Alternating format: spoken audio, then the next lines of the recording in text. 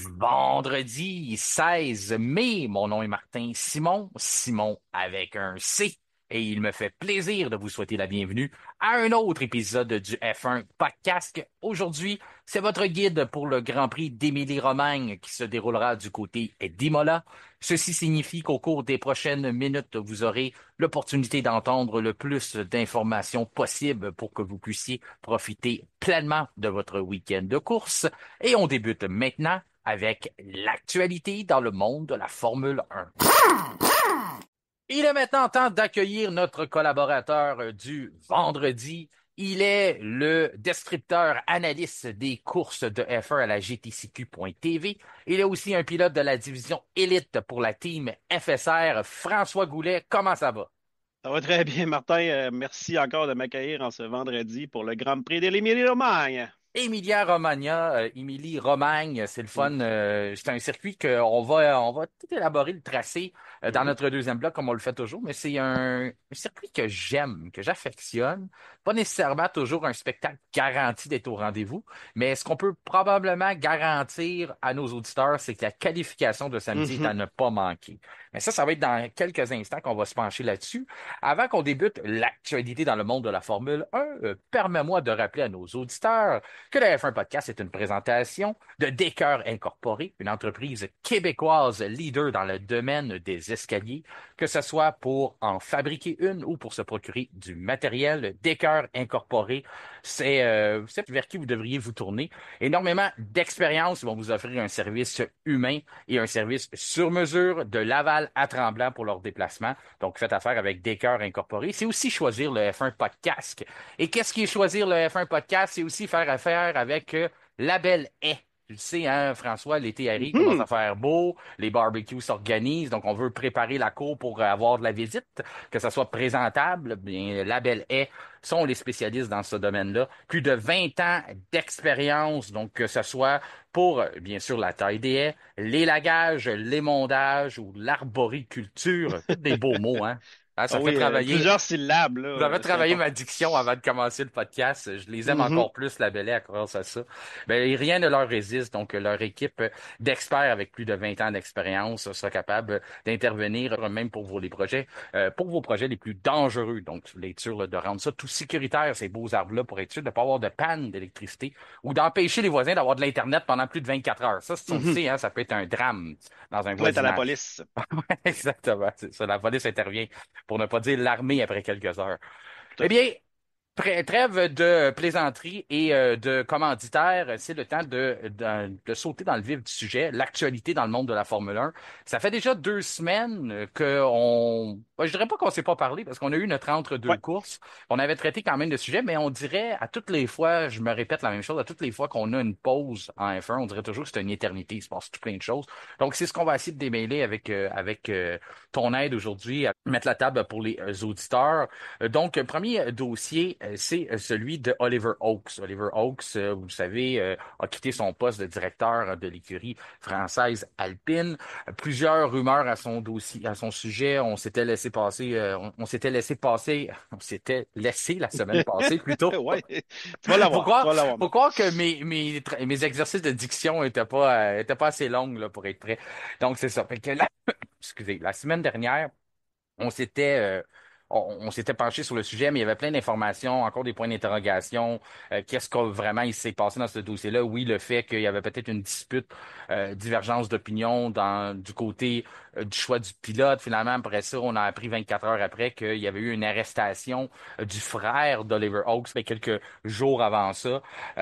Puis lui qui est toujours un partenaire d'affaires. Donc, au moment où on se parle, il y a encore beaucoup d'incertitudes. Une chose qui est certaine, c'est que à force de gratter, on a découvert que après le début de l'invasion russe en Ukraine, les participations majoritaires de Dimitri Mazepin, si le nom vous dit quelque chose, eh bien, il est le père de Nikita Mazepin, avaient été transférées à Oliver Oaks et son frère William. Est-ce qu'il y a quelque chose là? On ne le sait pas. On peut juste emmener l'information, mais oui, on peut interpréter que peut-être qu'on a fait des petites magouilles pour aider un, euh, un homme d'affaires russe qui est en train de se faire geler ses actifs un peu partout dans le monde. On s'est dépêché de transférer des choses sous un autre nom, peut-être pour être capable de les protéger. On le sait pas. C'est présentement, c'est ce qui est dans l'air, mais une chose est sûre, c'est que c'est ces parts-là avaient été transférés, avaient été mis au nom des Hawks. Et pour l'instant, eh bien, Oliver, lorsqu'il est parti, c'est son frère Williams qui est devenu comme en charge ou qui a comme eu son nom sur tout ça. Donc, est-ce que c'est pour ça que c'est seulement lui qui est visé pour l'instant par l'enquête policière?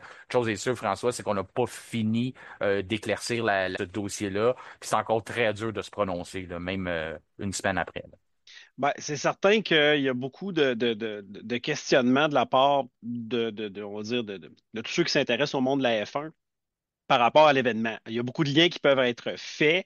C'est sûr que, comme tu dis, nous, on connaît ces choses-là, ces détails-là maintenant. Évidemment, quand il arrive une situation comme ça, on creuse un peu plus. Et oui, Dimitri Mazepin avait des intérêts dans high-tech, c'est bien ça, hein, je pense, le High-Tech nom GP, oui. de l'équipe. Donc, en même temps, Nikita Mazepin avait conduit pour ces écuries-là, tout ça. Donc, oui, s'il y a des intérêts qui ont été transférés, justement, pour ne pas être gelé jadis et qu'il y a eu quelques petites entourloupes, magouilles comme ça à l'époque, eh bien ça va être déterminé par les enquêtes qui vont être mises en lumière.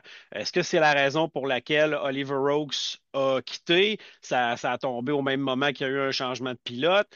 En ce moment, comme on dit, c'est la machine à rumeurs, elle tourne beaucoup. On n'est pas fort sur alimenter les rumeurs chez nous, mais on doit quand même soulever les faits qu'on connaît, qu'il y a un lien entre ces personnes-là et que, bien sûr, il y a eu une arrestation du frère d'Oliver Oaks, Williams, si je ne me trompe pas, là, pour son nom. Maintenant, moi, ce qu'on a soulevé la semaine dernière et que j'ai pas soulevé, moi, lors de notre conversation, mais que j'y ai pensé au courant du podcast. Je me suis dit, bon, ben, on a fini le sujet, mais c'est quelque chose qu'on va pouvoir amener plus tard. C'est certain que cette situation-là, même si Oliver Oaks n'a pas d'implication directe avec l'événement, peut-être que c'est son frère qui a juste fait ça, qu'Oliver n'est pas impliqué, mais que son nom est quand même attaché à l'écurie high-tech. Peut-être que Alpine s'est dit, écoutez, on veut pas, on veut rien savoir là, d'avoir moindrement quelque chose qui pourrait venir entacher le nom de l'équipe Alpine en ce moment. Et c'est peut-être pour ça justement qu'ils ont demandé à Oliver Rose de se démissionner si on veut. Mais on ne peut à date que spéculer. À ce qu'on sait, c'est qu'il n'y a pas d'accusation envers Oliver Rose qui ont été portées.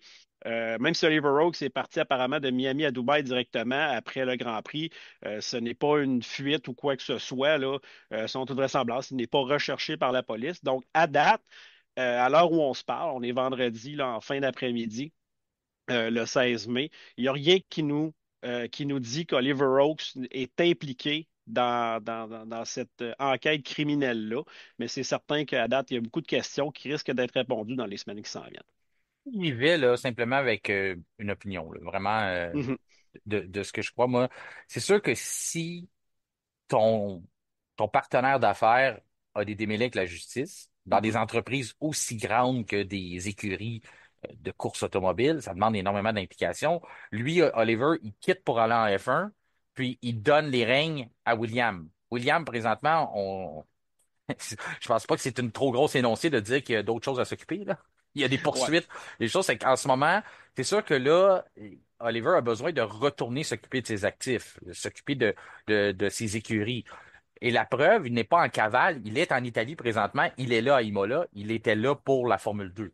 Donc, c'est pas comme si il se cache de la police, il est en train de se faire pousser une moustache puis se faire couper une coupe longueuil. Là. C'est pas ça qu'il est en train de faire. Là. Il n'y a pas un remodelage d'Oliver Oaks qui se fait quelque part dans le monde, mais Mhm. on a entendu des rumeurs un peu sordides au cours de la semaine. Donc, pour l'instant, mon opinion à moi de ça, c'est que il a pas le choix de délaisser, il avait pas le choix de lâcher son Mhm. emploi chez Alpine parce que faut qu'il reprenne ses fonctions de directeur d'écurie dans toutes les autres séries. Pour Très l'instant, en logique. tout cas, moi, c'est ce que j'en pense. Alpine, on a d'autres rumeurs qui tournent autour de ça. Ça n'arrête pas, hein? Un Non, changement non, de c'est certain. pilote, Oliver Oaks, Fabio Briatore qui est Ben très oui. polarisant, trouve toujours une Mhm. façon d'être là. Une rumeur qu'on attendait peut-être moins ou qu'on attendait parce que ça se travaillait, c'est Sergio Perez. Je t'explique qu'est-ce qui se passe, François, dans ce dossier-là. C'est que lorsqu'il y a eu le final, la soirée VIP de Cadillac à Miami, qui s'est finalement rien passé à part une vidéo, puis un logo, puis un nom d'écurie qui était Ouais, déjà décevant. très... Ouais, c'est ça, une soirée très décevante. À ce moment-là, on n'a pas annoncé non plus qui serait un de nos deux pilotes ou nos deux pilotes. Et il y avait une rumeur qui circulait comme quoi que fallait qu'on se dépêche à prendre une décision du côté de Cadillac, puisque il y a d'autres écuries qui sont intéressées à Sergio Perez. Ça m'a fait bien rire parce que Hmm. juste lancer ça en l'air de dire ah, il y en a d'autres qui sont intéressés. Parfait. C'est pas long faire le tour, là. Il y a 10 écuries. Il y en Hmm. aura 11 à compter de la saison prochaine. Là, tu commences à éliminer qui pourrait être dans l'équation, là. On s'entend que Ouais. Red Bull, c'est non. Non. Aston Martin, c'est non. Non. Ensuite, Ferrari, c'est non. Non. Mercedes, c'est non. Non. Az, Ouais. Non, pourquoi on Mercedes. irait Az? On a Ocon, on a Bono Berman. Bearman. C'est ça, pourquoi on irait là? Après ça, Audi, ben, on se prépare la saison prochaine. Tu sais, tu comprends? Tu fais les éliminations, puis ça m'a fait bien rire. Ben, je dis, qui d'autre veut Sergio Perez? C'est un peu n'importe quoi. C'est un peu mon hypothèse, un élément de pression qu'on voulait mettre dans les négociations avec Cadillac, de dire on a d'autres appels. Finalement, Cadillac a l'air d'avoir soit flairé le bluff ou pas. On s'est pas dépêché, on s'est pas empressé de le signer puis de le présenter à Miami. On a décidé de continuer d'évaluer la situation. Sauf que si t'es le clan Perez, tu veux probablement te dépêcher, empêcher Cadillac de continuer à négocier ou de continuer d'explorer, continuer de faire des auditions. Tu sais, on essaie de couper ça le plus vite possible, de dire, ah, prenez une décision maintenant. Puis la seule hypothèse, c'est Perez. Finalement, ça n'a pas fonctionné, ce bluff-là. Donc, j'ai pas été surpris que quelques jours plus tard, tout d'un coup, entre les branches, il y a une rumeur qui sort de dire, ah, Alpine s'intéresse à Perez. C'était probablement la seule équation où on pouvait aller. Encore là, est-ce que je crois que c'est fondé, ça? Je pense que non. Je pense que c'est simplement le grand entourage du pilote mexicain qui fait du bruit et qui veut aider aux négociations avec Cadillac. Ça, c'est mon hypothèse. Je te laisse d'y aller de ton côté. Qu'est-ce que tu en penses de ça? En fait, si c'était un coup de bluff de la part du clan Perez pour essayer de faire monter un peu la valeur marchande de Sergio, ben, ça pèse peu lourd là, dans la balance. Parce C'est que, ça. tu sais, Alpine, là, on s'entend, là, c'est pas, en ce moment, il manque pas d'options d'amener Perez dans l'équation alors que Colapinto fait son entrée. Je trouve que ça fait pas de sens. En même temps, on oublie que Paul Aaron est aussi un candidat qui a l'air extrêmement valable, on va dire, là, en termes de pilote de réserve et de peut-être de futurs talents là, au sein de l'écurie alpine. Donc, en même temps, tu sais, Perez, on en a parlé un peu. Oui, on va dire que sa valeur a remonté dans l'estime des gens depuis qu'on sait à quel point la Red Bull est une voiture difficile. N'empêche que la seule chose que je verrais du côté de Perez par rapport à Alpine, c'est si Colapinto, dans ses 5 courses qu'on lui attribue, là, en termes d'essai, ça ne fonctionne pas. Peut-être qu'Alpine va se retourner vers un pilote d'expérience. Il a quand même prouvé certaines choses dans le passé, comme Perez, pour essayer de peut-être sauver le restant de la saison. Mais à date, je ne vois vraiment pas ça venir. Là. Je pense que leur option va pas dans cette direction-là. Donc, je trouve que c'est un peu n'importe quoi. Non, exactement. On sait qu'on est peut-être à la recherche de commanditaires. Il y a un passage Il y a chez peut-être Mercedes. ça, par exemple. Là. Perez amène beaucoup d'argent, là, mais écoute, en même temps, il y a toujours des affaires qui arrivent à F1 qui nous surprennent et qui sortent d'un sac à surprise. Donc, on le sait, là, mais en même temps, moi, j'y crois pas, mais je n'ai pas la boule de cristal et j'ai souvent eu tort dans le passé aussi. Fait que seul le temps nous le dira. Puis je veux pas dire que c'est tu sais, il n'y a pas de fumée sans feu, que c'est un mensonge monté de toutes pièces par l'entourage de Perez. Je pense pas Mhm, que c'est ça, parce que ça va assez vite. Tu vas juste bruncher avec Flavio Briatore, puis tu peux se dire, bah, il y a des pourparlers avec Alpine. C'est pas, ça mhm. prend pas Ben, grand-chose pour que ça devienne pas un mensonge. Puis Flavio Briatore est un homme d'affaires ouais. à sa Oh, oui. place, tu sais, je tomberais pas en bas de ma chaise qui a vraiment posé des questions, de dire combien ça peut apporter dans mes C'est livres, sûr. combien ça peut m'apporter moi dans mes livres l'année prochaine d'avoir un commanditaire là, qui vient avec Perez, tu sais, Mm. combien, à quel point il est un pilote payant pour Alpine. Encore là, tu es un homme d'affaires, tu dois regarder toutes ces avenues-là. Est-ce Euh, qu'il est l'agent de Perez, Flavio Briatore? Point non, d'interrogation. Non, non, je pense pas. Non, non, non. il semble avoir avec l'agent de pas mal tout le monde là. Ouais, il est l'agent de pas mal de monde. C'est le fun. J'ai bien aimé le portrait que Kevin avait fait de Flavio, là, pour ceux qui le connaissaient pas, mais on n'a pas fini d'entendre parler de lui. Même on n'en a pas parlé là, durant le dossier Oaks, mais Flavio Briatore, en parenthèse, tu sais, c'est quelqu'un avec un passé tellement trouble.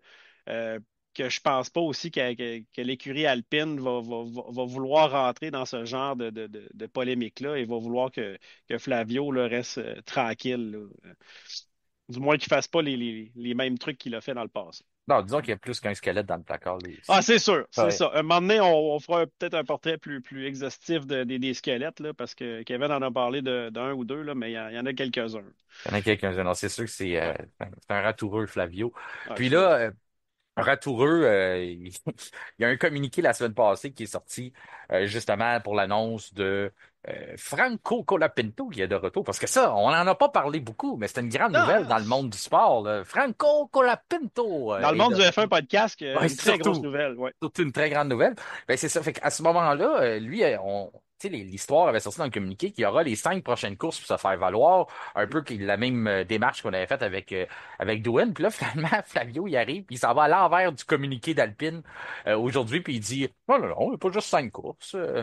Ça peut Ouais, être 6, ça peut être 7, ça peut être 8, ça peut être 4. On va dire, ils ont dit ça de Doohan qui ferait le restant de la saison, de là, deux courses, puis finalement, il est plus là, là. Donc, ben, c'est ça. Fait on, qu'Alpine on est, peut pas croire, là. Fait que ce que Flavio est en train de nous dire, c'est que les communiqués d'Alpine, laissez faire ça. Écoutez, moi, ce que je vous dis, parce que dans le fond, on écrit ça sur un bout de papier, puis le gars qui est porte-parole, lui, il a aucun rapport avec nous autres. Je sais pas. Lui, il sort des communiqués, puis c'est pas la vision que l'équipe partage, parce que ce qu'il dit Hmm. aujourd'hui, c'est que c'est pas partout 5 courses. Et je sais pas où vous avez pris ça. Ben, pris ça du communiqué de ton écurie, là. Tu Je sais, me même, garde une réserve, moi, pour faire confiance à Flavio ouais. Briatore en toute franchise. Là, c'est ça. Ben, puis en même temps, ben lui, c'est ça, il garde le gros bout du bâton, il peut décider quand il a quand même dit qu'il était déçu de Jack Doohan, Bon. qui était déçu. Il s'attendait qu'à ce qu'il en donne plus. Hmm. Moi, je suis pas dans cette école de pensée-là. Je m'attendais pas à rien de plus de Jack Doohan. Même, Non, je l'échantillon. pense qu'il en a fait mieux. Il a fait mieux que je pensais.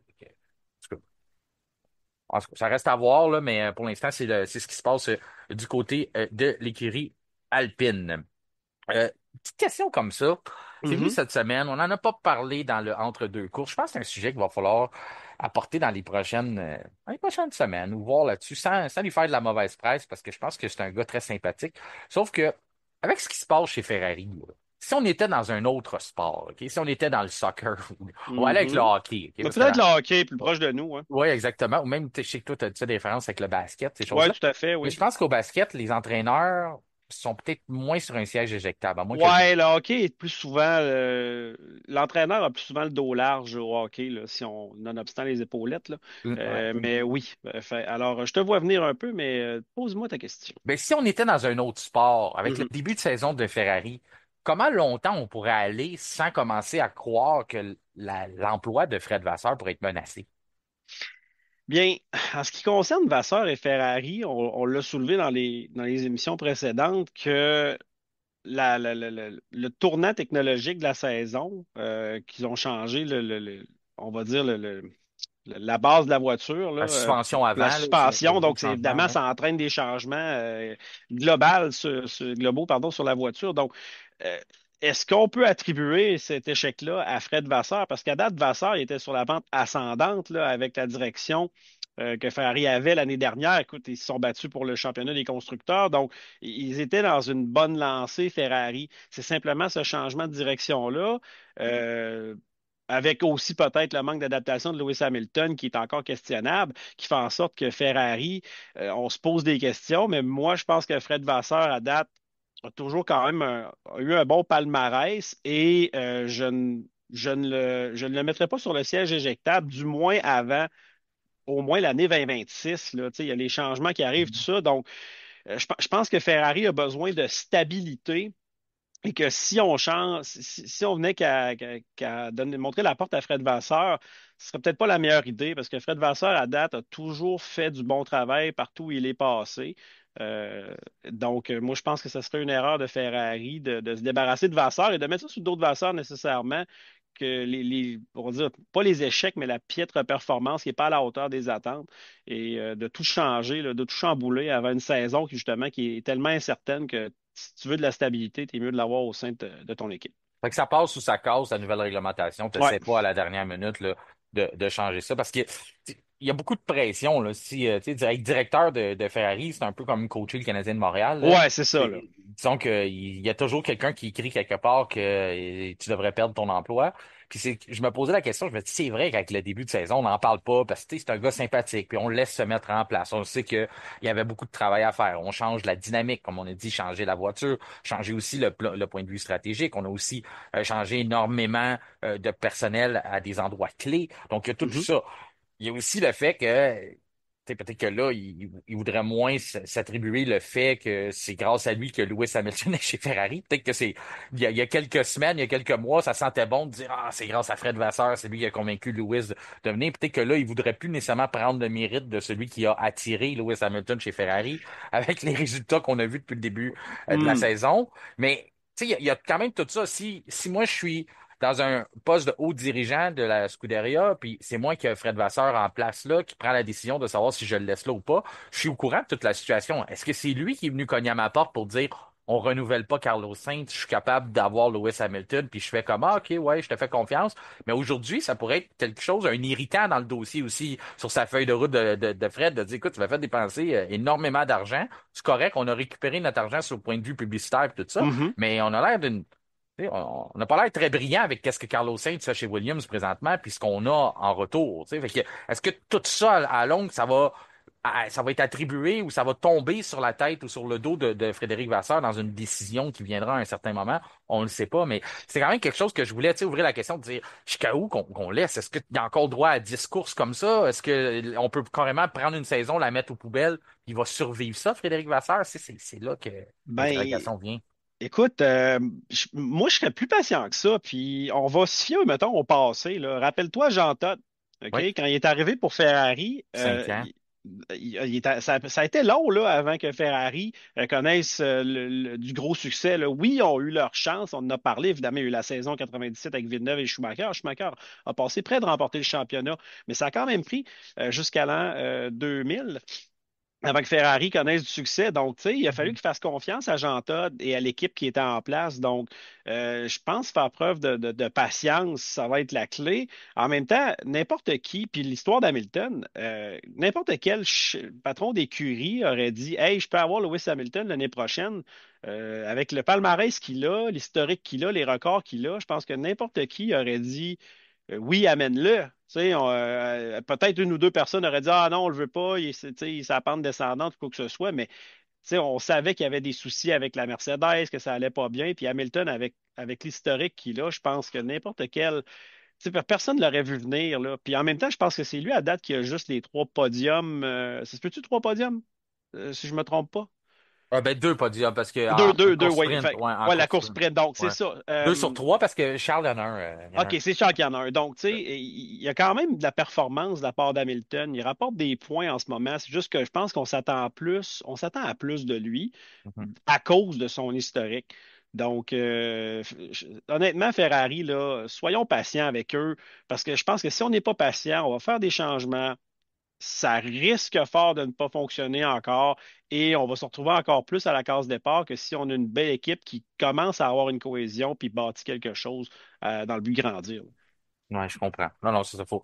Puis, comme tu dis, le point important, c'est pas juste une année normale non plus. On a un changement de réglementation qui s'en vient. On est à l'aube d'une nouvelle réglementation. Donc, de partir avec une nouvelle tête dirigeante, le temps on se mette en place, puis toutes ces choses-là, le risque est probablement plus grand que d'espérer être capable de développer un certain momentum et Mhm. d'arriver de la bonne façon dans la nouvelle réglementation. C'est sûr que, on le dit, là, on en parlait dans l'épisode du entre-deux courses, c'est alarmant lorsqu'on sait qu'on était à peine à 14 points du championnat, puis que là, on est à Ah plus de ouais. 150, là. C'est sûr qu'il y a des questions qui se posent, puis il y a des évaluations qui se mettent en place à ce moment-là, du personnel qui est là. Donc, c'est sûr que Fred Vasseur, il n'y échappera pas au cours de la saison, là, si ça continue comme ça. Mais je suis d'accord avec toi que moi aussi, j'irais un peu, j'irais avec la patience à cause de la nouvelle réglementation. Parlant de patience et de nouvelles réglementations, puis toutes ces choses-là, ben, les moteurs 2026 qui finit plus d'être dans l'actualité. On le sait, là, les tests qui ont été faits en usine présentement démontrent que lors de certains grands prix, puisqu'on a des grandes lignes droites, notamment à Monza, on va se retrouver d'être obligé de lever le pied et d'économiser de l'énergie parce qu'on va manquer de batterie à la fin de la grande ligne droite. Donc, on va tomber, comme on veut faire 50-50, donc on veut diviser les 1000 chevaux de la monoplace que le groupe motopropulseur, ces chevaux-là sont générés à 50% par la chambre à combustion et un autre 50% par l'électrification. Si Mhm. on perd le volet électrique, ben à ce moment-là, on tombe à simplement 50% des forces du moteur, donc en bas de 600 chevaux. On devient moins performant qu'une Formule 2 dans une grande ligne droite. C'est pas ce qu'on veut, Oui. ouais, c'est vraiment ce qu'on veut éviter. Là, la balle est pas dans le camp de la F1, elle est pas dans le camp des 10 écuries, elle est plus dans le camp de Toto Wolff et Mercedes, qui est le grand porte-parole maintenant de ce dossier-là, puisque eux, Mercedes, ne veulent pas changer le principe du moteur. En gros, ce qu'ils nous disent entre les lignes, c'est que eux, ça fonctionne, puis Hmm. qu'ils sont bien contents Ouais, que ça fonctionne c'est pas pour les ça. autres. C'est ça. Ouais. Nous autres, ça va bien. C'est ça qu'ils nous disent d'une certaine façon. Mais en gros, là, Toto Wolff a dit, pour le bien du sport, on est prêt à discuter, à voir, parce que l'important, c'est quand même que ça soit une série compétitive, qu'on fasse ça.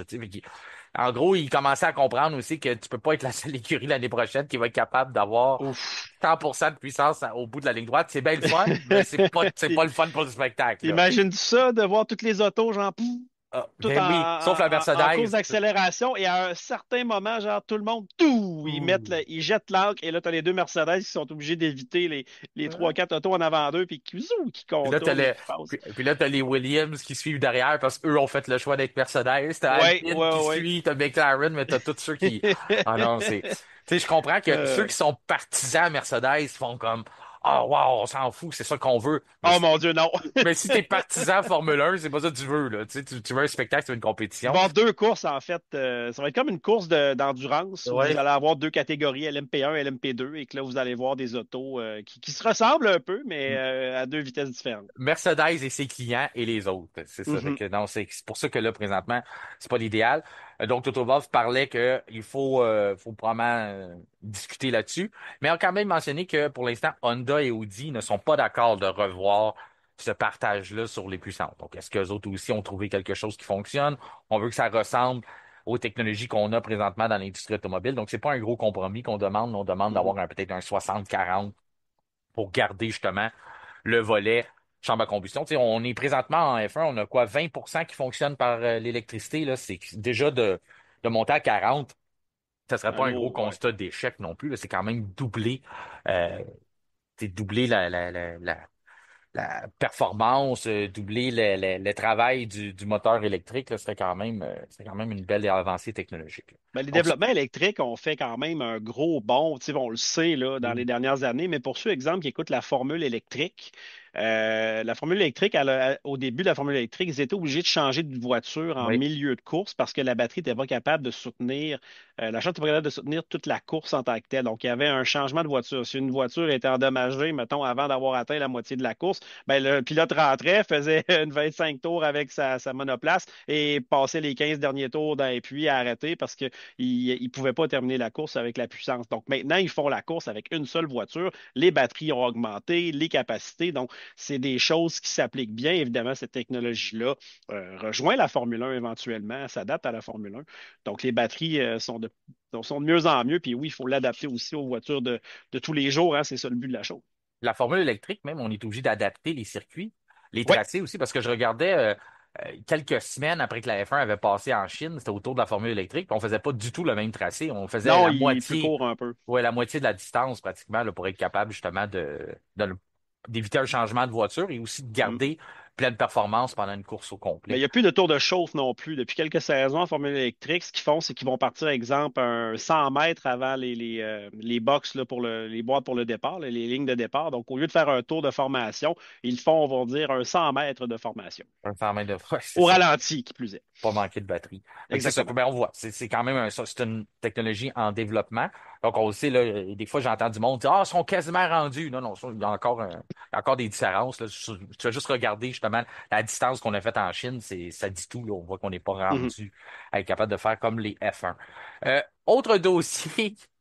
Cette fois, je l'ai trouvé drôle, celle-là. Puis, je sais que tu es un fan de plusieurs séries automobiles, hein. Tu t'arrêtes Ça pas se peut. simplement à la F1, tu en suis plusieurs. Donc, je me suis dit cette semaine, je vais demander à François s'il connaît le nom de Franz Hermann. Ça me dit quelque chose. Je pense que Franz Herrmann, dans le fond, a été dans la discussion dans les derniers mois. Est-ce qu'il était l'un des... Il est dans la discussion à savoir est-ce que c'est l'un des plus grands pilotes de tous les temps. Et ça a été discuté au sujet de Franz Herrmann.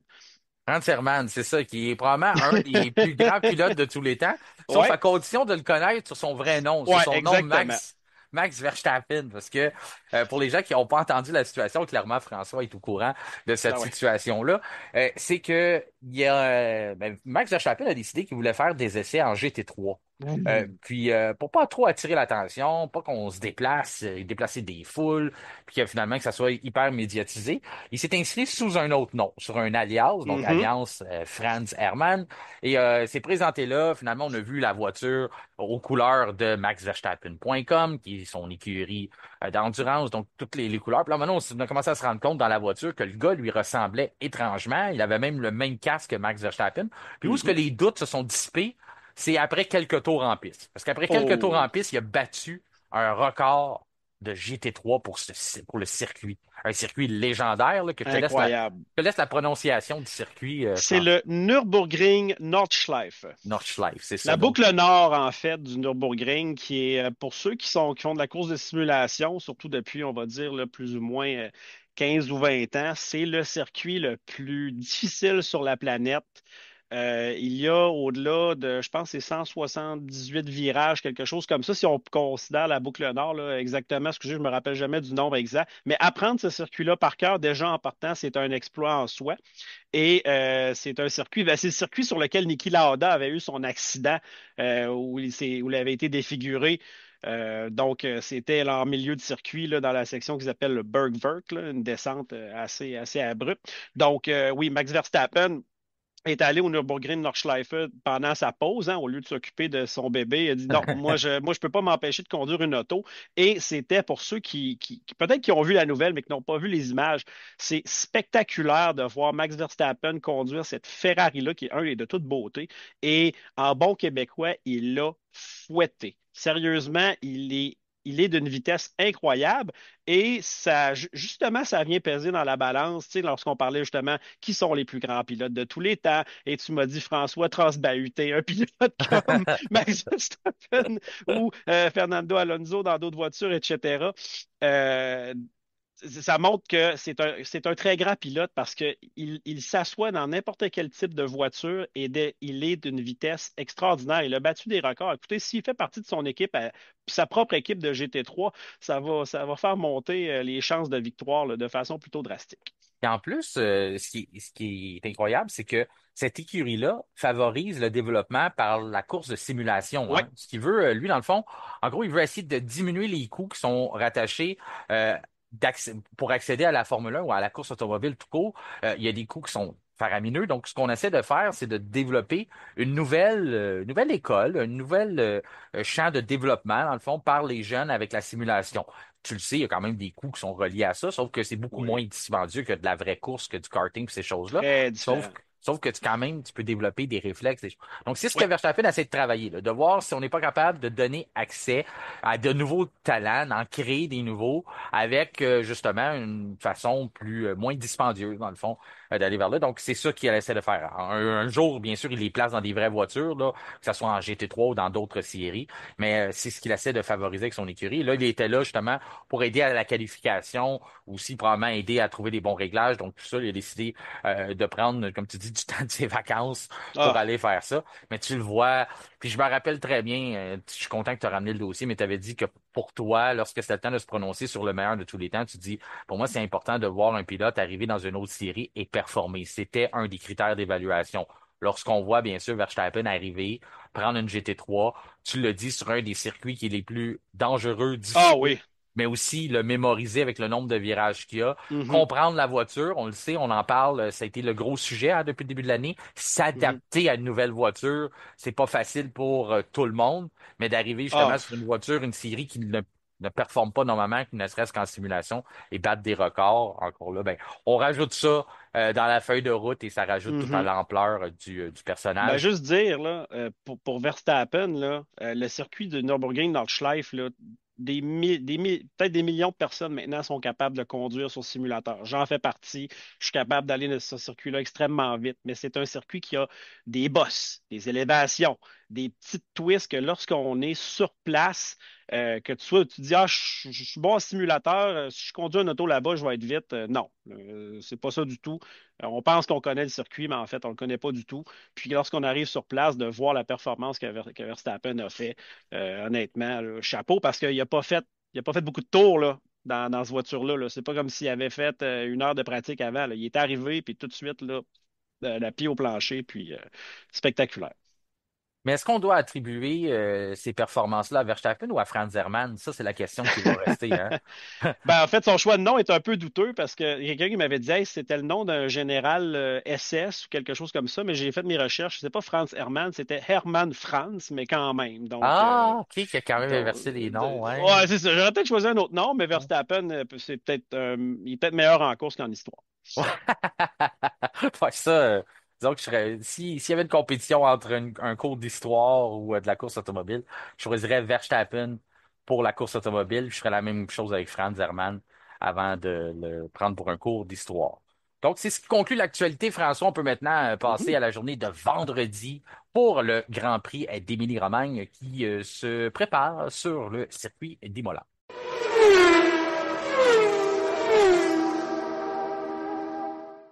Eh bien oui, François, nous sommes vendredi et vendredi signifie essai libre normalement dans la majorité des cas lorsque c'est pas un week-end sprint.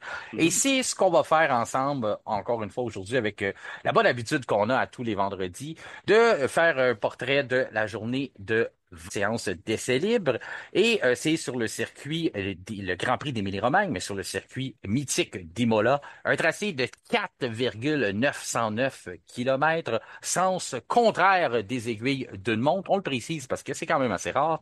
Mhm. 19 virages, une zone DRS et les pilotes auront 63 tours à compléter au moment de la course de dimanche.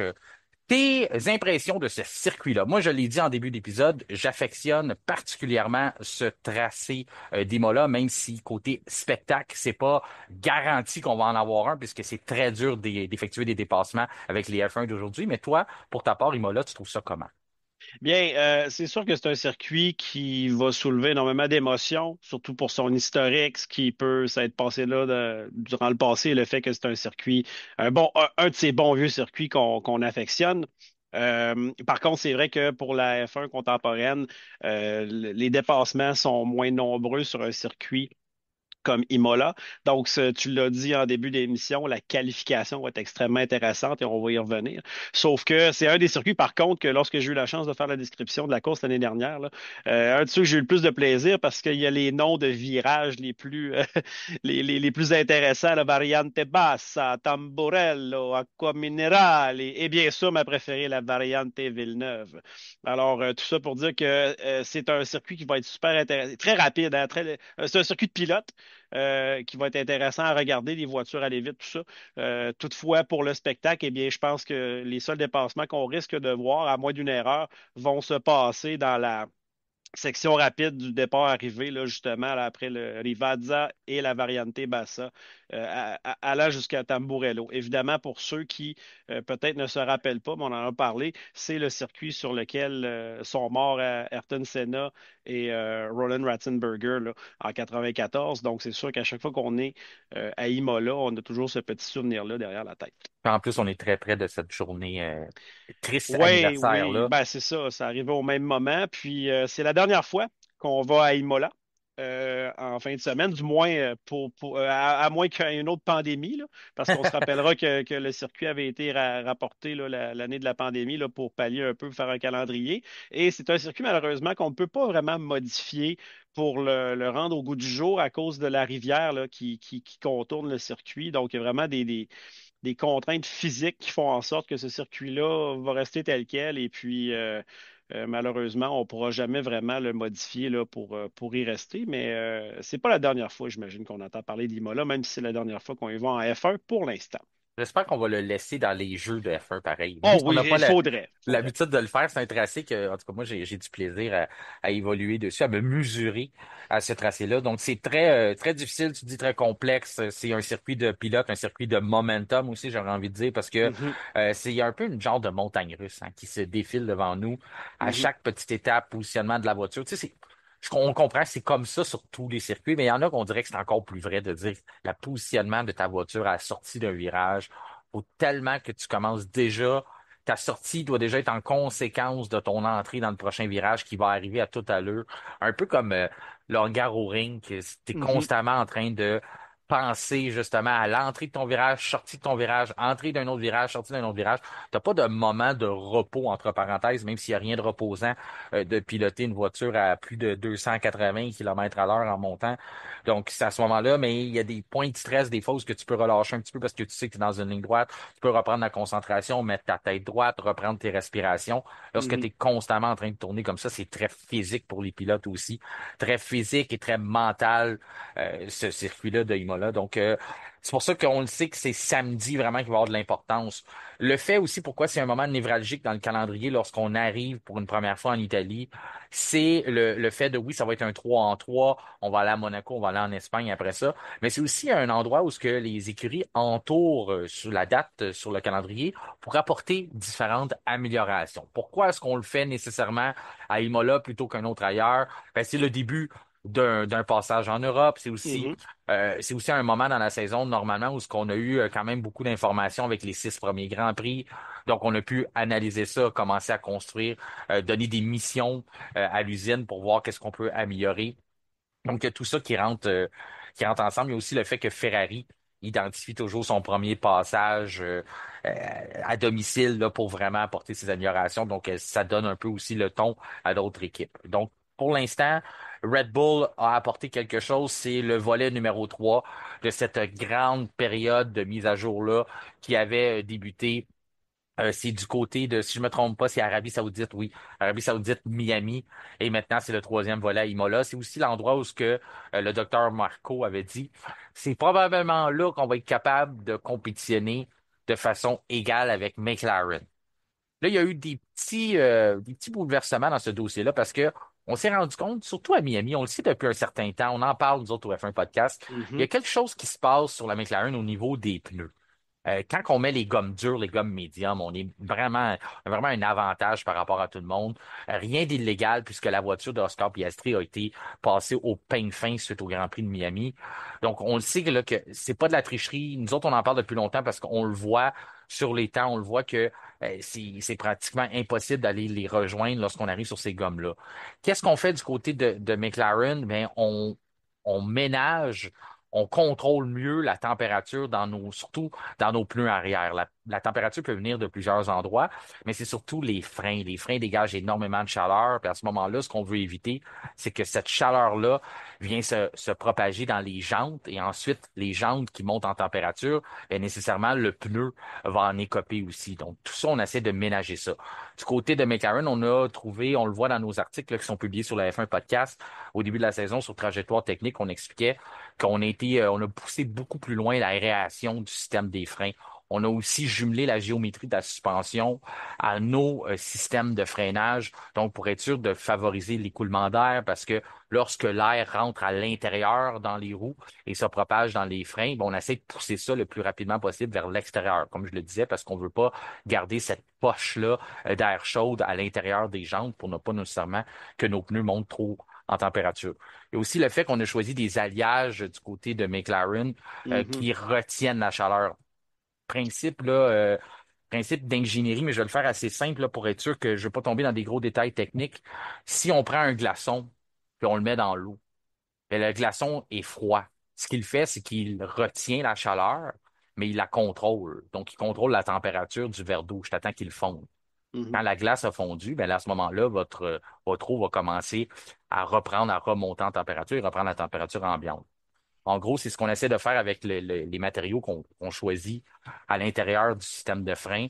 C'est qu'on veut que certains de ces matériaux-là retiennent la chaleur, mais l'absorbent sans la déployer ailleurs. Donc, sans la partager, encore là, je le disais, dans la jante. Ces matériaux-là, jusqu'à une certaine température, ils vont jamais monter plus haut que ça. Donc, ils vont toujours être capables de maintenir la même température pendant un certain moment, jusqu'au certain moment où ça va se désagréger et cette pièce-là va simplement se défaire, tomber, là. Comme on le voit des fois de la poussière de frein, là.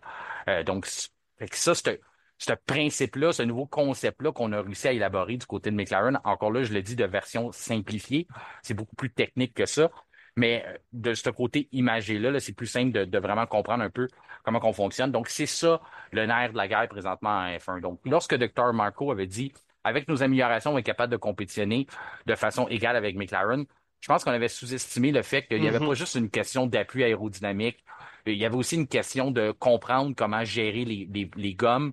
Puis ça, on n'est pas encore rendu là. D'ailleurs, il n'y a aucun écurie qui est rendu là présentement. Sauf que c'est là qu'au cours des prochaines semaines, on va en entendre parler beaucoup. Tous les écuries vont se pencher sur la façon de gérer les pneus arrière, de gérer la température dans le train arrière. On l'a vu grâce à des systèmes thermiques. Lors des derniers Grands Prix, on était capable de voir vraiment que les pneus et les freins de la McLaren travaillaient dans une plage de température beaucoup plus basse que les autres voitures. Donc, quelque chose à ce moment-là qu'on fait de mieux que les autres. Du côté de Ferrari, les améliorations qu'on a apportées, ben, c'est des configurations d'aileron arrière, ailes de poutre. En gros, ce qu'on veut, c'est avoir une plus grosse appui aérodynamique sur le circuit d'Imola. C'est compréhensible puisqu'il y a plusieurs virages, pas beaucoup de lignes droites. Également, on veut travailler sur l'arrière de la voiture, améliorer l'écoulement d'air. Donc, c'est pour ça qu'on a changé un peu la géométrie des écopes de frein, un peu dans la même lignée de ce qu'on discutait. Du côté de Mercedes, beaucoup d'améliorations là, pour plusieurs écuries, comme on dit. C'est des grosses mises à jour qu'on emmène. Donc, du côté de Mercedes, c'est des changements concernant la partie de l'aileron avant, surtout à l'avant de la voiture. Donc, on le voit sur le museau aussi. On a aussi apporté des modifications sur la suspension. Donc, encore là, beaucoup de stabilité qu'on veut avoir. On veut aussi rendre la voiture plus prévisible. Donc, ça, c'est des choses à surveiller. Du côté de Mercedes, c'est la première grande mise à jour qu'on apporte depuis le début de la saison. Donc, ça va être intéressant de voir les gains qu'on va être capable de faire, non seulement cette semaine, mais aussi au cours des prochaines semaines, lorsqu'on va apprendre à maîtriser ce qu'on a maintenant sous la main, ce qu'on a reçu en renfort de l'usine.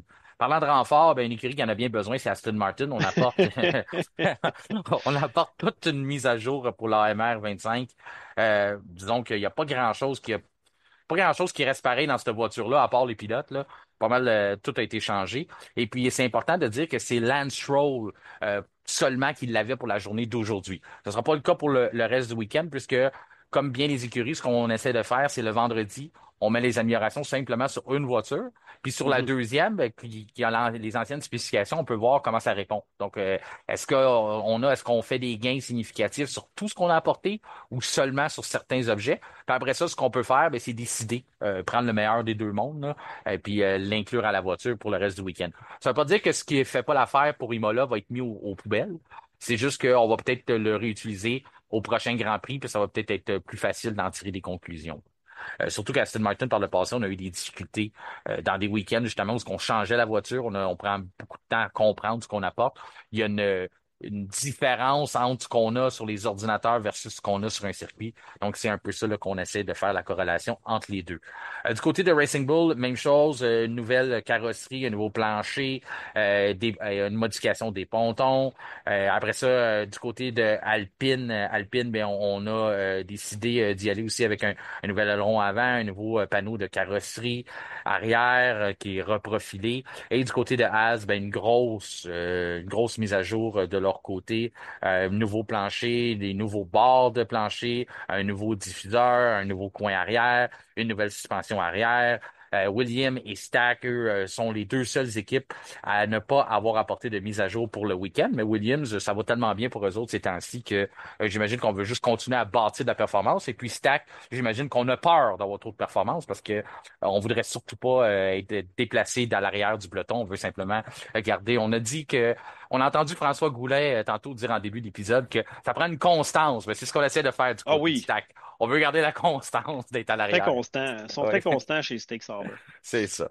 En gros, c'est ça les améliorations pour le week-end, François. Comme je te dis, il y en a plusieurs, donc ça va être Mhm. intéressant de voir qui va être capable d'aller chercher des gains à travers tout ça. Ou des fois, ça fait l'effet contraire. Il y a tellement d'écuries qui apportent des améliorations que tout reste pareil.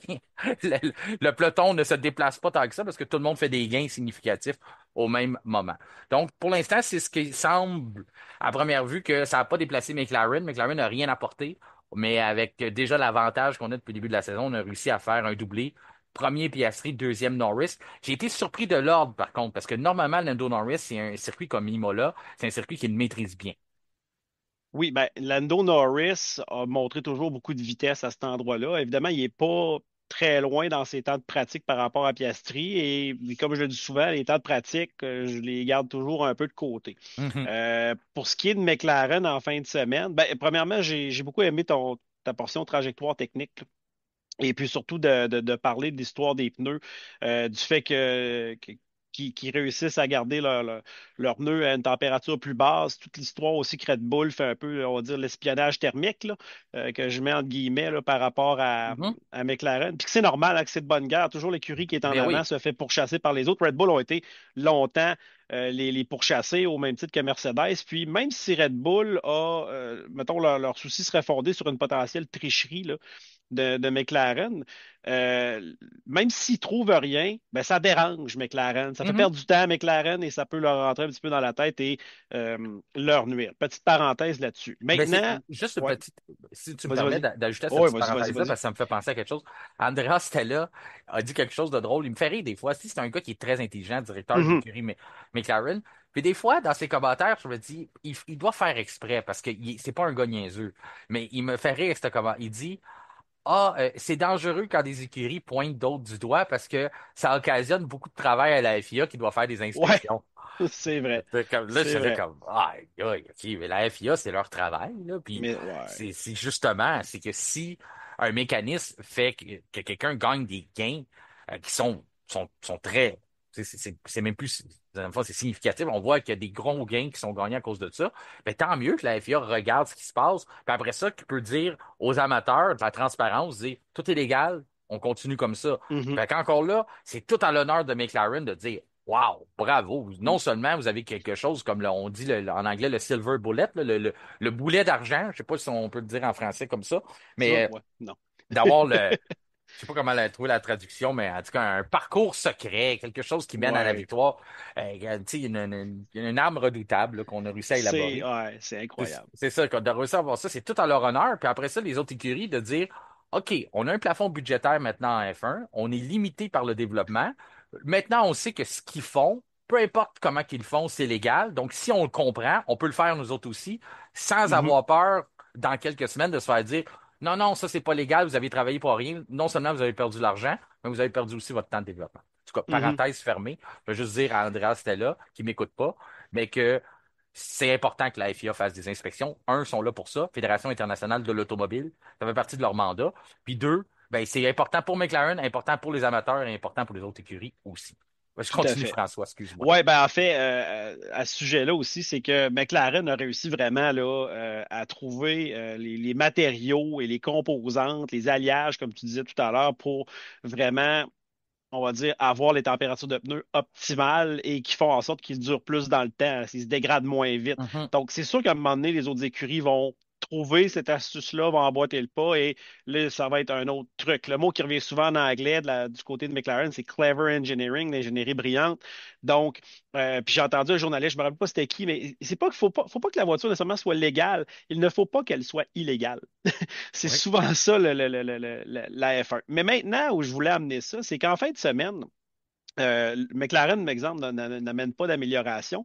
Toutefois, cet avantage-là sur les pneus va être très, très, très précieux. Il l'est toujours, mais il va l'être encore plus en fin de semaine parce qu'on a la gomme de pneus, la gamme de pneus C6 qui est amenée pour la première fois en fin de semaine. Donc, on a un pneu qui est encore plus tendre. On est habitué d'avoir de C1 à C5, donc on a toujours trois pneus dans le spectre de ces pneus-là, donc étant, mettons, C3, C5 étant les plus tendres. Ben là, on a C4, C5, C6 en fin de semaine. Le C6 qui va être le pneu, on va dire, de qualification, tellement tendre, tellement mou, qu'il risque aussi de se dégrader avant la fin d'un tour lancé, ce qui pourrait réduire la fenêtre de performance et il n'est pas écarté d'avoir peut-être, au lieu d'avoir des pneus tendres en qualif, peut-être d'avoir des gens y aller avec des pneus médiums parce que le médium va te donner une constance sur un tour lancé, parce que le médium, en fait, dans la fin de semaine, est le pneu tendre, le plus tendre qu'on a connu à date au cours de la saison. Et les pilotes sont un peu dans l'inconnu parce que la seule fois qu'ils ont testé cette gomme-là, la C6, c'était dans des tests de pneus à Bahreïn, justement.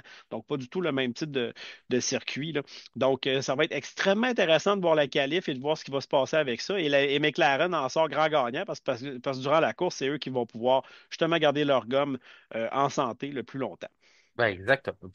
Écoute, tu m'enlèves les mots de la bouche. On arrive sur un circuit où ce que la guerre, ça va être au niveau des pneus.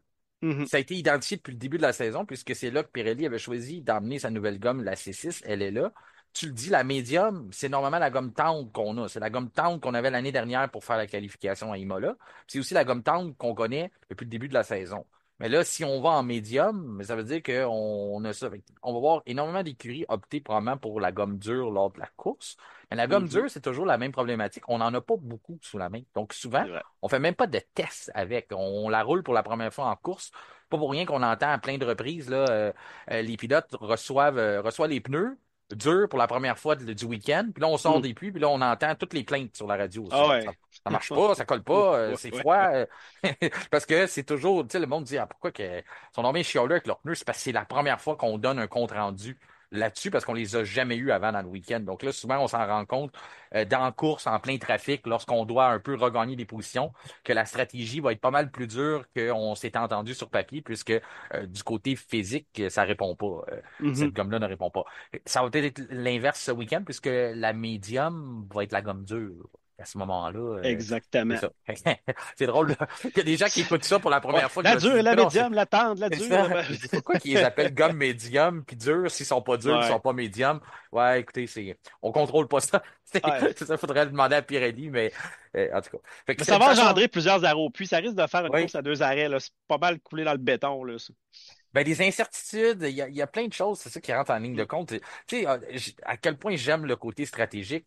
Je m'étais penché aussi sur un autre côté, l'appui aérodynamique au cours du week-end. Il y a Mhm. 19 virages à Imola. Ouais. Si j'ai fait des tests moi-même là, dans mon jeu, puis je sais que le jeu, là, envoyez pas des messages, là, je sais que c'est pas on reproduit pas la réalité pure et simple, sauf que si tu fais le compromis à Imola de dire ah moi je vais mettre plus d'ailerons, je vais mettre plus d'appui aérodynamique, tu vas faire des gains qui vont être assez majeurs là, parce que à cause des 19 virages, tu es capable d'être très agressif, tourner Mhm. vite, les gains que tu vas faire sur ces 19 virages-là vont probablement te placer pas loin de la pole position si tu fais bien ton tour et tu as une bonne Mhm. voiture.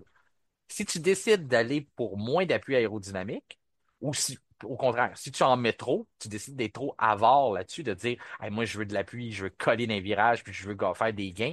Le problème, c'est qu'en course, si tu as des positions à gagner, tu ne pourras probablement pas dépasser personne. Parce que dans la Mm. grande ligne droite, si tu traînes des trop gros ailerons, tu ne seras jamais capable d'aller chercher une vitesse de pointe et capable de dépasser quelqu'un.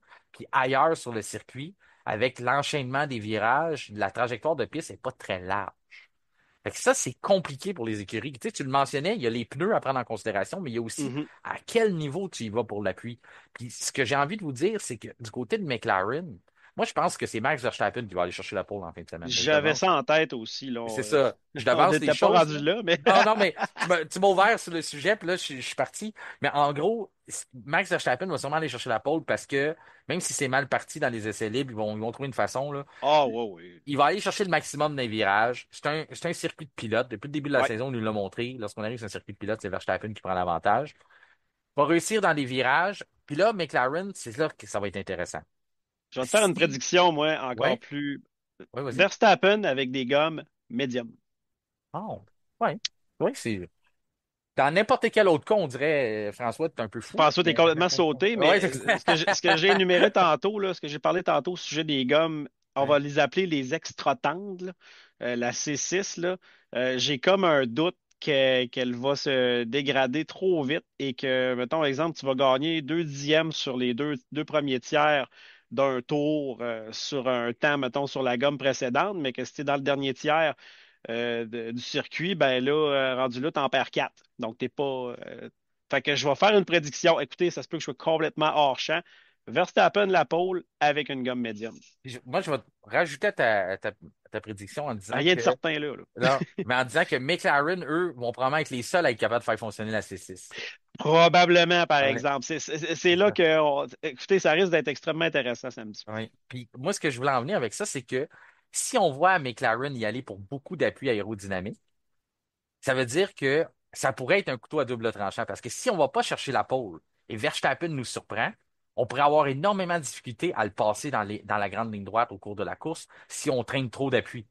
On réussira probablement pas à l'avoir dans les virages parce qu'il va mettre sa voiture tellement large, Ah, ça, oui. il ne voudra pas laisser de place. Et puis, dans la ligne droite, où ce que McLaren pourrait avoir cet avantage-là, un peu comme, rappelez-vous, en Arabie Saoudite, comment c'était compliqué pour Norris de trouver comment dépasser la Ferrari de Lewis Hamilton, malgré qu'il y avait une grande écart de performance entre les deux voitures. Donc, ça pourrait être le même scénario à Imola. Tu arrives dans la ligne droite, tu as trop d'ailerons, pas capable de gagner de la vitesse de pointe, tu restes coincé derrière la Red Bull pendant toute la course. Ça pourrait être le scénario. Si vous voyez McLaren se présenter avec un peu moins d'appui aérodynamique pour la qualification, on n'a pas le choix de garder ces réglages-là pour la course, moi, ce que ça me veut dire, c'est que on a ce scénario-là bien en tête, puis on pense pas que nos pilotes vont aller chercher la pole. Mhm, Parce qu'on veut garder une carte en poche, une carte dans notre manche, pour dire qu'au moment de la course, si on réussit pas à avoir la pole, on va être capable de gagner des positions dans la grande ligne droite. Donc, mhm, c'est un compromis à faire, là. Il y a un gros point de vue stratégique à ça. Un qui auront peut-être des compromis à faire, mais qui seront certainement pas troisième, c'est Gasly sur la Alpine. On le voit, hein, c'est pas un circuit moteur, c'est un circuit de pilote. C'est un mhm, circuit aussi où ce que justement on peut se faire justice si on a un bon châssis. Alpine ont bien des défauts, mais ont un bon châssis. Donc on le voit troisième. Ils sont sûrement pas là, sauf que c'est quand même une lettre d'invitation. Là. On montre nos intentions comme quoi qu'on pourrait se retrouver dans le top 10 du côté d'Alpine. Donc c'est intéressant quand même de voir Gasly là, troisième dans la journée de vendredi. Quatrième pour Russell. Mercedes, je pense encore que Mercedes, c'est la deuxième meilleure voiture du peloton depuis le début de la saison. On n'a juste pas encore trouvé la façon de tout soutirer ça ou de bien bénéficier de ça. On a Monsieur Opportuniste Russell qui est là pour les grandes occasions. Mais ce serait le fun de les voir s'imposer en qualification. Ça va peut-être être le cas au cours du week-end. Ça reste à surveiller, mais on a énormément d'améliorations du côté de Mercedes. Est-ce qu'on va être capable de tout comprendre ça d'un seul coup? Ou des fois, on a eu tendance au cours des dernières saisons, lorsqu'on apporte trop de nouveaux matériels, on se trompe un petit peu, là, puis on part un peu du mauvais sens le temps qu'on comprenne ce qu'on a sous la main. Verstappen, cinquième, ça a été compliqué. Tu l'as vu la première séance aussi, François, ça mhm. glissait, t'es pas content. Euh, Avec plusieurs recommandations, disons, là, pour le dire de la belle façon, Ouais, recommandations à donner à son équipe. Puis là, présentement, ce que ça fait, c'est qu'on va travailler toute la nuit. Puis plus souvent qu'autrement, Red Bull nous habitue à revenir très fort. ouais, c'est toujours comme ça. C'est ça. Puis que Verstappen va trouver quelque chose au cours du week-end, au cours de la fin de semaine.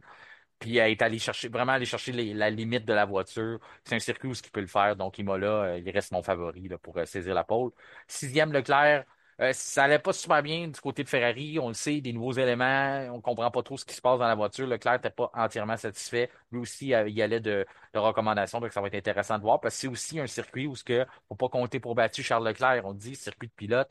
Le meilleur ou un des meilleurs en qualification, c'est le Monégasque. Donc, Charles Leclerc, si la voiture lui permet, on est en Italie aussi, beaucoup d'attentes, Ferrari veut Mhm. bien faire, donc ça va être intéressant de voir.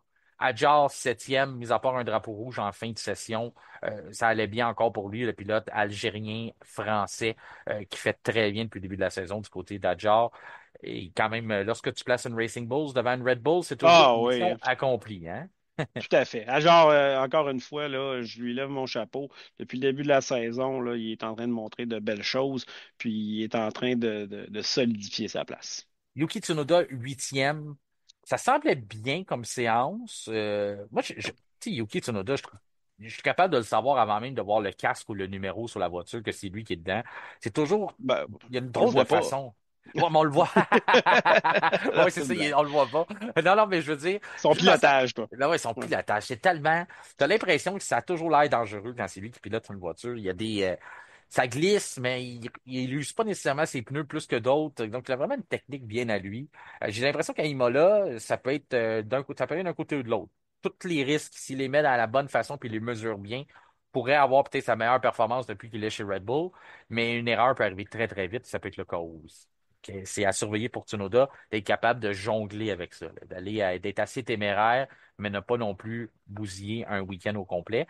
Ça semblait bien à certains moments, là. Il semblait en confiance à certains tours. Et à d'autres, ça semblait plus difficile, donc ça reste à voir. Huitième pour lui. Neuvième, dixième pour les deux Williams. Williams qui sont, selon moi, encore une fois, à prévoir au cours du week-end. Eux, ils vont venir gâcher le party de certaines écuries. On peut encore en nier Lewis Hamilton, que ça fait une couple de semaines qu'il se fait avoir par Carlos Sainz, il se fait maintenant avoir par Albon aussi. S'il n'est pas à point, Si un pilote arrive pas au sommet de son art samedi, c'est certain que les Williams vont passer devant eux, puis tu pourrais te retrouver à l'extérieur du top 10. Oui, tout à fait. Puis ça va être important là, de leur côté là, de sortir très solide en fin de semaine comme ils ont l'habitude de le faire dans les dernières. Pas d'amélioration aussi. Fait que ça, encore là, Mhm. c'est intéressant de voir. Tu dis, on est juste avec ce qu'on pense qui est suffisant depuis le début de la saison, ce qu'on a réussi à apporter au cours des dernières épreuves. On veut continuer à bâtir là-dessus. Donc, de Ouais, ben, ils voir sont cinquièmes, hein, je pense, au championnat. Hein. oui, Fait c'est que, ça. Puis de voir à quel point on peut continuer de débloquer là-dessus, débloquer des performances. Ça va être intéressant, là, comme je dis. Même les écuries qui n'ont rien apporté au cours du week-end, ça va être intéressant de voir qu'est-ce qu'ils ont, comment on est capable de développer encore là-dessus. Saints, je le disais, c'est ça, 10e, 11e pour Hamilton. ouais. Ouais, Hamilton, c'est ça. Il a fait 12e il y a 2 semaines, là, il est 11e. Statistique, là, je sais pas si tu l'as attrapé, ça, 23 sur 30. Qu'est-ce que ça veut dire, 23 sur 30, François? C'est En que fait, j'en ai aucune idée. 23 sur 30, ça veut dire que à 23 reprises lors de ses 30 dernières qualifications, il a été battu par son coéquipier, Lewis Hamilton. Oh, c'est pour ça que tu m'as envoyé cette statistique-là. Je ne le Ouais, savais pas. Alors, Marc, là, ben, c'est sûr que les 30 derniers, ça inclut très peu de Charles Leclerc qu'on connaît sa performance en qualif et qu'on pouvait s'attendre à ce qu'il soit supérieur à Lewis Hamilton, mais ça englobe beaucoup de George Russell c'est ça. l'année passée. Donc, ouais, c'est pas. On n'est plus à l'époque du Hammer Time que Non. Hamilton était capable de nous faire ça, là. Mais en même temps, comme on disait, tu sais, voiture, etc., âge. Donc là, c'est sûr, ben, en même temps, c'est des pratiques. J'ai hâte de voir durant la qualif, mais 11e pour Hamilton. Écoute, peut-être qu'il a roulé avec un peu plus de carburant et essayait peut-être d'autres configurations. Donc, je m'attendais pas à ce qu'il soit là, mais en même temps, les Ferrari, sa Ferrari à lui, on va dire, oscille dans ce giron de position-là. Donc, Oui. j'ai juste hâte de le voir rebondir, là. Puis j'espère qu'il va le faire surtout en Italie là, avec l'écurie Ferrari. Et puis, je suis entièrement d'accord avec toi. Puis on le met toujours en perspective de dire que faut pas s'emballer, là. On prend pas des gageures avec les Ouais, essais libres. Mais sauf que tu es d'accord avec moi que lorsque tu as besoin d'un peu de confiance, tu as besoin de bâtir quelque chose, même le vendredi, ça peut compter. Même mhm. avoir été troisième aujourd'hui pour Lewis, là, on aurait quand même pris ça avec un grain de sel de dire ça veut pas Ouais, on dire. a dit c'est en pratique, un troisième, les autres ont roulé plein de fioul, lui, il roulait pas de fioul, donc, tu sais. Sauf que il y a des fois que ça se prend bien. Tu sais, ça Mhm. se bâtit un peu de confiance. Tu te dis comme, OK, au moins, je sais où je me trouve, je suis capable de soutirer les bonnes affaires. Encore là, on va pas l'enterrer un vendredi, on va pas dire que c'est terminé, sauf que 11e, c'est pas l'idéal, surtout lorsqu'on sait qu'il était 12e il y a 2 semaines. Donc, Mhm. c'est facile de dire, bon, les choses se répètent. Les choses qui se répètent aussi, c'est que Berman, qui pourrait être le remplaçant d'Hamilton, en tout cas, a été identifié qu'à un certain moment, ça devrait être lui le prochain. C'est pas pour rien qu'on l'a placé chez Az. Mais lui, Il il y est a des 12e. chances. Il est 12e. Il est juste en arrière d'Hamilton. Ça Ouais. arrive. Ça arrive quand même assez souvent qu'on voit Berman avec une Az pas être très loin, là. Donc là, encore là, tu sais, tout le monde est en audition hein, en F1. On est toujours en Ouais. audition. Mais c'est Mhm. ça. Mais Berman, il fait bien, puis il montre que malgré qu'il y a une Az, ça pourrait piquer la curiosité de dire, je me demande qu'est-ce qu'il pourrait faire dans une voiture un peu plus rouge, avec un moteur Ouais. Ferrari, mais juste un peu plus de rouge. Ben, il y a personne qui parle négativement d'Oliver Non, Berman depuis le non, début de non. l'année. Il est très bon. Tu Mhm. sais, il fait ce qu'il a à faire. C'est ça, Exactement. exactement. Puis il y a des week-ends je dirais même qu'il en fait plus que qu'est-ce qu'il a à faire. Puis ça, dans ce temps-là, c'est toujours bon. Mhm. On parle d'audition. Quand on parle Oh! d'audition, ben, le nom Alpine, hein?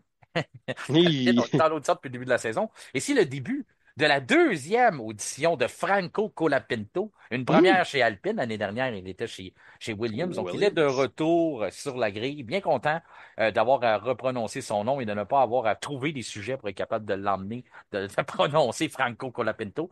Il est de retour. Disons que tout le monde s'en est rendu compte parce qu'il laissait passer personne en période d'essai libre. Je sais pas si tu as vu ça, là, mais Verstappen, à un moment donné, était coincé derrière lui. Lui, il ne laissait pas passer. Plaçait sa voiture très, très large. Après ça, c'est Lando Norris qui a essayé de faire l'intérieur à Colapinto. Colapinto s'est tassé. Il fait, oh non, c'est moi qui est là. Il Donc, est en mode course, là. t'es en mode Il est tout course, de là. suite en mode course, le C'est ça. Colapinto. Lui, il est en audition, je sors les coudes. Fait que ça reste à voir. Mais ça a quand même attiré mon attention qu'il va falloir faire attention pour les pénalités. À Imola, c'est un circuit, on le dit, tracé sinueux. Donc, il pourrait y avoir des surprises samedi là, si on porte pas attention. Et puis, j'écoutais justement des pilotes mentionner que à cause des dénivellations du circuit, on voit pratiquement rien dans nos rétroviseurs. Ouch. Les rétroviseurs sont tellement petits qu'on je sais même pas Ouais. comment ils font pour voir en temps normal. Mais normalement, c'est que la voiture qui te suit à l'arrière est probablement sur un dénivelé, donc elle est peut-être plus basse, plus haute, fait que tu la vois même pas dans ton rétroviseur. Donc, on se fie vraiment à nos ingénieurs. Donc, ça va être important. Un pilote pourrait y copier d'une pénalité sans que ça soit de sa faute. Donc, à surveiller là, tout au long des séances de qualification. Une chose est sûre, si Franco Colapinto fait la même chose qu'il faisait aujourd'hui en séance de libre, c'est certain qu'il se retrouve avec une pénalité parce qu'il laissait passer absolument personne, même ceux qui étaient dans des tours rapides. Fernando Alonso, du côté d'Aston Martin, on n'a pas à se casser la tête de regarder dans nos rétroviseurs parce qu'il n'y a pas Bon, grand non. monde en arrière de nous depuis le début de l'année. Alonso, lui, bâti sur les anciens réglages, puisqu'il n'a pas les nouvelles améliorations, essaie de construire quelque chose. Ça pourrait être le pire début de saison hein, pour l'Espagnol. Ça, c'est jamais une bonne nouvelle quand tu es à Même 43 quand ans. il était pour Minardi, peut-être, Mais s'il je était sais là. que c'est le pire depuis McLaren. Mais est-ce que tu as Ah oui, raison que. c'est vrai que McLaren, c'était quelque chose autant du Ouais. moteur Honda, là. Parce que Oh de là là là mémoire, là. c'est 7 ou 8 Grands Prix sans marquer de points. Puis là, on pourrait être à 7 au cours du week-end. Mais ouais, on ne peut que l'avoir dans notre coin de sympathie, Fernando Alonso. Mais comme on a dit souvent dans les émissions précédentes, on ronge notre frein du côté d'Aston Martin, on concentre tous nos efforts et nos ressources là, sur 2026. Comme un grand politicien du Bah oui, Québec a dit, ça va bien aller. ça va bien aller. Ensuite, Liam Lawson, 15e, 16e pour Bortoleto, 17e pour Stroll, qui faisait les tests pour on le disait, là, pour les Les nouvelles modifications, hein. spécifications, 17e pendant que son coéquipier est 14e. Donc, je sais pas qu'est-ce qu'on doit en tirer comme conclusion, là, mais c'est pas très positif. Un qui aurait aimé mieux faire, mais c'est Antonelli, t'as la Ouf! maison, t'as la Ben maison, oui, chez un circuit qu'il lui. connaît bien. J'espère que Chez lui. devrait être capable de trouver du momentum à un certain moment, là, mais ça semblait difficile pour lui. Il y avait aussi du monde sur son chemin, Franco Colapinto, qui s'est Ouais, retrouvé ouais, mais en même sur le temps. chemin qui vient de Tonelli. Mais qui n'a pas eu un Franco Colapinto dans son chemin au cours de la journée de vendredi? Je ne pourrais pas t'en nommer parce que je pense qu'ils ont tout eu. Donc, Antonelli, c'est ça. Aurait aimé avoir plus d'espace en piste en espérant qu'il pourra en trouver. Samedi, 19e pour Hülkenberg et 20e pour Ocon.